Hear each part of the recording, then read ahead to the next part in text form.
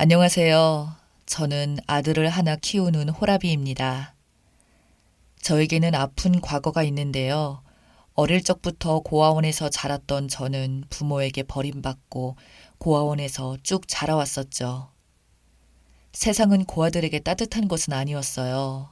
제가 뭘 해도 고아 자식이라는 말들을 하며 무시하던 사람들이 있었고, 그건 사회에 나와서도 마찬가지였어요. 일을 하면서 처음에는 살갑게 다가오던 사람들과 친해졌지만 나중에 제가 고아라는 걸 알게 되고는 항상 안타깝다는 듯이 쳐다보거나 저를 은연중에 무시하듯이 행동들을 했었습니다. 그러던 어느 날 고아라는 이유로 매번 고통받으며 살던 저와 똑같은 여자를 술집에서 우연히 만났고 배운 게 없어서 생계 유지를 위해 어쩔 수 없이 이것밖에 할 것이 없었다며 슬픈 얼굴을 하는 그녀를 저는 좋아서 몇 달을 따라다녔습니다. 결국에는 그녀도 저의 마음을 받아줬고 저는 그녀에게 내가 책임질 테니까 이런 유흥업소 일하는 거 이제 그만두고 식당 같은 데서 일하고 저랑 결혼해서 살자고 했죠. 처음에는 자기같이 더러운 여자랑 저는 안 어울린다고 말했지만 둘 다 상처가 많았던지라 서로에게 어느새 금방 빠져들게 되었고 저희 처지에 결혼식은 안 올리고 둘이서 동거를 시작하게 되었습니다. 그 후 시간이 흘러 그녀는 저희 아이를 가졌고 아들을 낳았습니다. 그때만 하더라도 저는 인생의 꿈과 희망이 넘쳤었어요. 제 아이도 태어나고 제가 사랑하는 아내도 있었으니까요. 하지만 아내는 그렇지 않았나 봅니다. 점차 불만들을 토로하더니 돈이 너무 부족하다며 일하던 식당에서 마감 시간까지 일하고 오겠다고 하더군요. 그래서 제가 퇴근하고 아이를 돌봤지만 며칠 지나지 않아 아내는 식당이 아니라 다시 술집에 나가는 걸 알게 되었습니다. 저는 그 다음 날 일도 안 나가고 아내랑 이 일로 싸우게 되었고 아내는 저보고 차라리 술집에서 일하던 때가 훨씬 좋았다며 이렇게 구질구질하게 사느니 다시 술집에 나갈 거라며 술집 못 나가게 할 거면 저더러 그만큼 그럼 돈 벌어오라는 말도 안 되는 소리를 하더군요. 사실 그때부터 이미 아내는 저에게 마음이 떠났던 거였죠. 제가 아무리 설득해도 안 통하고 결국 식당까지 관두더니 낮에는 다방, 저녁에는 술집을 나가더군요. 남편인 저는 그저 허수아비였습니다. 그 이유는 저희는 부부라고 부를 수도 없었거든요. 혼인신고도 없이 아이만 하나 낳아서 제 호적에 들어갔었으니까요. 그렇게 몇 달 지나지 않아 아내는 술집 손님 중에서 돈 많은 남자와 바람을 피웠고 제 아들이 3살 때 저와 아들을 놔두고 집을 나가버렸습니다. 아내가 집을 안 들어오던 날 일을 마치고 집에 들어왔지만 아들이 안 보이길래 바로 밖으로 나가서 찾아보았더니 근처 슈퍼에 아들이 있었고 주인에게 자초지경을 물어보게 되니 아내가 아들을 제가 올 때까지만 잠시 맡겼었던 것이었습니다. 그렇게 아들과 집에 돌아왔고 집들을 다시 한번 살펴보니 집안에 있던 현금 조금과 자신의 물건들을 모조리 다 들고 나갔더군요. 사실 아내가 술집을 다시 나가기 시작했을 때부터 언젠가 이런 날이 올 거라고 어느 정도 짐작은 했었습니다. 이미 그때부터 우린 부부도 뭐도 아닌 동거인이었으니까요. 막상 아내가 떠나버리자 3살 된 아이가 걱정이 되더군요. 그 전에는 그래도 아내라도 있어서 아이를 놔두고 일하러 나갔는데 이제는 아이를 맡길 데도 없었기에 정말 난감했습니다. 직장 동료들은 저보고 애를 보면 아내 생각 나지 않냐고 호랍이 혼자서 무슨 애를 키우냐며 고아원에 그냥 보내라는데 제가 고아로 자라왔는데 어떻게 아이한테까지 그럴 수가 있을까요? 절대 그러지 못하겠다고 최선을 다해서 아이를 키워야겠다고 다짐을 했어요.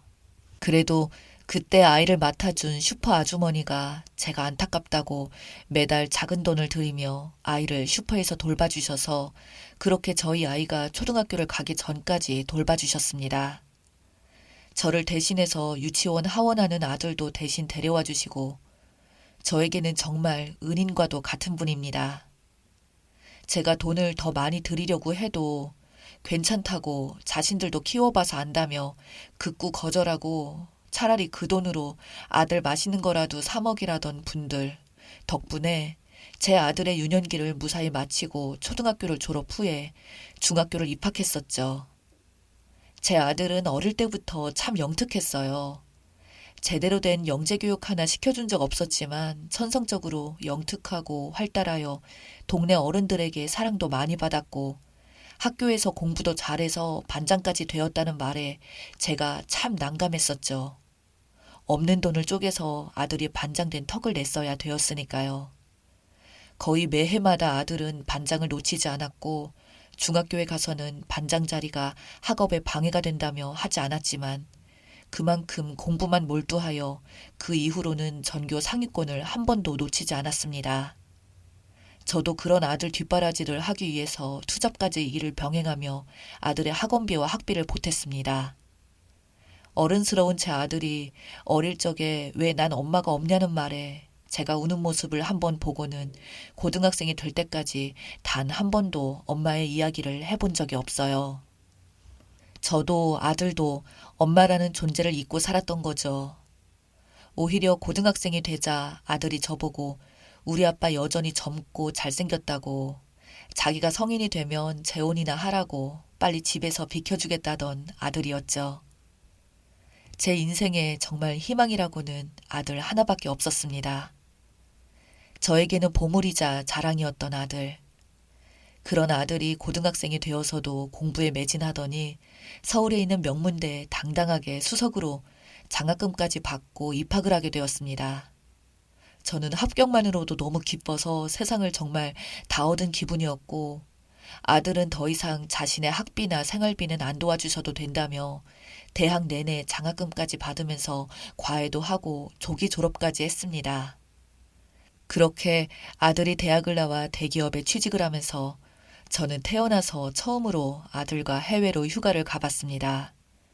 비록 남들처럼 온전한 가족으로 놀러 간 것은 아니었지만 부자끼리 하는 해외여행은 저에게 참 많은 생각을 하게 하더군요. 그리고 아들에게 제 가슴속에 담고 있던 엄마에 대한 이야기를 처음으로 다 털어놨습니다. 엄마가 어떤 사람인지, 엄마가 왜 없었는지, 내가 모자라서 너에게 부족함을 안겨줬다고 미안하다며 고개를 돌리자 아들은 그런 저를 끌어안아주며 저를 고아원에 안 버렸기에 제가 아버지 옆에 있을 수 있잖아요. 저는 세상에서 아버지가 제일 존경스러워요. 라는 아들의 말에 참을 수 없는 눈물이 절로 흘러내리더군요. 그렇게 아들도 자신의 출생의 비밀과 엄마에 대해서 알게 되었습니다. 그리고 몇 년이 지나 어느 날 아들도 결혼하겠다고 여자친구 이야기를 처음으로 저한테 꺼내더군요. 그동안 많은 여자들을 만나봤지만 이렇게 결혼하고 싶은 마음이 들었던 건 처음이라 저한테 이야기를 한다는 아들. 제가 문득 마음에 걸렸던 건 아들에게 여자친구의 집안에서 엄마가 없는 게 문제가 되는 건 아닐런지 고민이 되더군요. 그냥 없는 게 아니라 아예 있어 본 적조차 없었으니까요. 아들이 데려온 예비 며느리는 참 이쁘고 구김없이 컸던 것 같습니다. 제가 혹시나 하는 마음에 예비 며느리에게 아들이 호라비 밑에서 컸는데 그건 걱정 안 되냐고 물으니 오히려 그래도 이렇게 반드시 커서 대단하다고 생각한다며 사실 자기 어머니도 중학교 때 돌아가시고 대학생이 되어서야 아버지가 재혼을 했다고 하더군요. 그때 예비 며느리한테는 미안한 말이지만 마음의 짐이 좀 덜어지는 것 같았습니다. 그렇게 시간이 흘러 양가 집안에서 서로 상견례를 하기로 했습니다.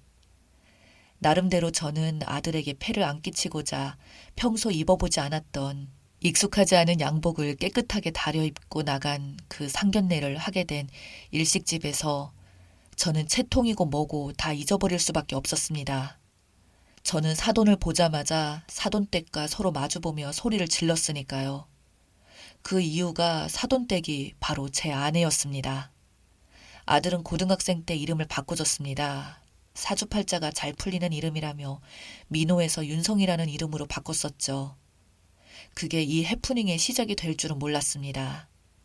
당연히 윤성이라는 이름만 듣고는 아내는 제 아들일 거라 생각조차도 못했던 거고 저는 아들이 데려온 예비 며느리 새엄마가 바람난 제 전처일 것이라고 생각을 어찌할 수가 있었을까요?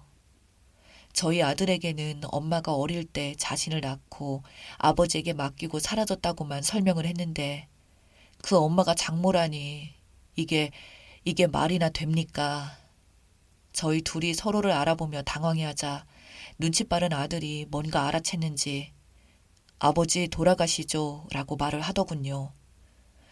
전처의 새남편은 저와 전처의 반응을 살펴보더니 뭔가 눈치를 챘는지 혹시 둘이 무슨 인연이라도 있냐고 하기에 저는 저희 아들의 생물학적 엄마가 저 여자라고 죄송하게 되었다고 제가 이 결혼은 다시 생각을 해봐야 될 문제 같다고 말을 하자 예비 며느리는 너무 놀라 그 자리에서 주저앉아 버렸고 예비 사돈 어른도 아무 말도 못하고 그저 멍하니 있더군요.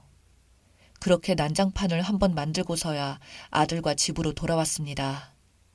아들은 그 여자가 진짜 자신의 엄마가 맞냐는 말에 저는 미안하다고 내 업보가 너한테 갔다고 말을 하자 왜 계속 아버지는 희생만 하고는 아버지 탓이라고만 하냐고 저 여자가 바로 모든 일의 원인 아니냐고 저 여자가 자신의 엄마가 없다고 하자 뭐라고 한 줄 아냐고 젊은 날의 한순간이 혈기를 못 다스리고 책임지지 못한 너희 아빠가 참 안타깝다며 어미 없이 커서 어쩌네 하는 헛소리를 했다더군요. 다른 사람도 아니고 그 여자 입에서 그런 말이 나왔다니까 어이가 없더군요. 그리고 그날 저녁 저희 집에 찾아온 전처를 보니 참 착잡하더군요. 집에서 뺨이라도 맞았는지 입술은 터져 있었고 전처는 저를 보며 이제 속이 좀 시원하냐고 하더군요. 저는 전처에게 대체 뭐가 속이 시원하냐고 되묻자 전처는 저를 보며 말하기를 당신이랑 같이 살면서 겪었던 거지 같은 인생을 한번 바꿔보겠다고 집을 나와서 드디어 능력 있는 사람 만나 안정을 되찾고 살게 된 지 7년 만에 이제는 집에서 쫓겨나게 생겼다고 저보고 책임지라며 소리를 지르더군요.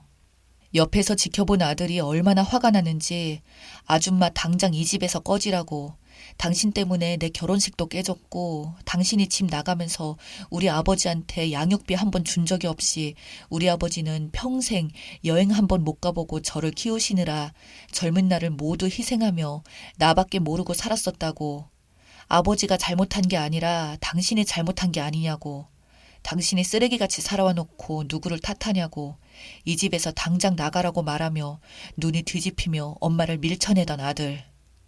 제가 태어나서 그런 아들의 모습은 처음 봤었습니다. 그동안의 서러움과 한이 담긴 그 모습에 전처에게 가서 말하기를 그만하라고 더는 그 집안과 엮이고 싶지 않다고 말했습니다. 그 뒤로 예비 며느리는 계속해서 저희 집에 찾아와 이미 집에서 전처도 쫓아냈다고 자신들도 속았다며 결혼한 적도 없고 아이도 낳은 적 없다고 말했던 여자였다며 자기는 아직 아들을 사랑한다고 저보고 아들 좀 설득을 해달라고 하더군요. 저도 그 상황을 어찌할 바를 몰라 아들에게 말하기를 현명한 선택을 했으면 좋겠다고 말을 했습니다. 아들은 세상은 넓고 결혼할 상대는 많을 거라고 이렇게 복잡하게 얽힌 상태로 결혼을 하게 되면 나중에라도 사고가 안 생긴다고 어떻게 장담하겠느냐며 아들은 그렇게 그 예비 며느리였던 여자친구와 단호하게 헤어지더군요. 아들의 앞길을 가로막는 것 같아서 너무나도 힘이 드네요.